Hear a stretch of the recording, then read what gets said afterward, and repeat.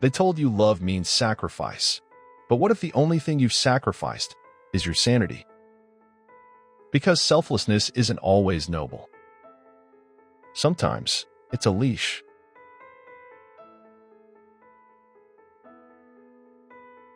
You say no, and suddenly you're selfish. You protect your energy, and you're cold. You choose rest, and now you're the bad person.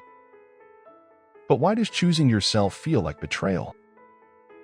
Maybe because since childhood, you were trained to give, to overfunction, to smile while suffocating. And the moment you pull back, the guilt creeps in.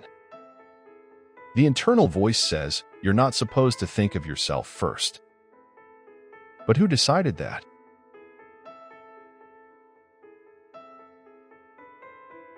Sacrifice has been sold as love, but in the wrong hands, it's a tool for control. Good people give. Kind people forgive endlessly. Real love means putting them first. Sounds noble, but it's also the perfect trap. Because the more you give, the more you're expected to. And the more you tolerate, the more you're taken for granted. Altruism, when twisted, becomes manipulation with a halo. To understand why choosing yourself feels like rebellion, we need to look at the philosophy that dared to call it a virtue, Objectivism.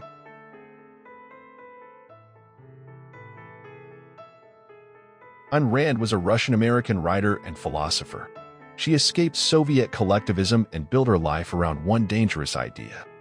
Your life belongs to you and no one else. Her philosophy is called Objectivism. The belief that reality is objective, that reason is your only guide, and that the moral purpose of your life is your own happiness. To Rand, self-sacrifice wasn't heroic. It was emotional slavery disguised as virtue.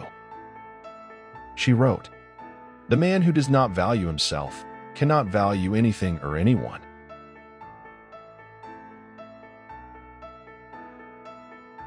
Choosing yourself doesn't feel heroic.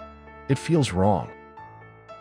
Because your nervous system is wired to please, to seek validation, to earn love through exhaustion. You're not selfish. You're just tired of bleeding for people who never bring bandages. Ayn Rand once asked, "Why is it moral to serve others, but not yourself?" The answer is simple. Control.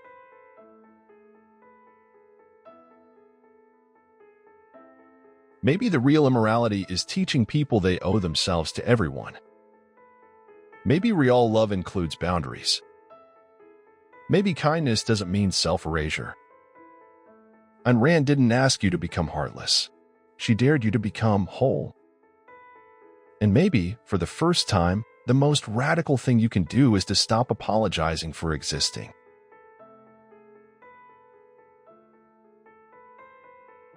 Choosing yourself will never look noble to those who benefit from your self-neglect.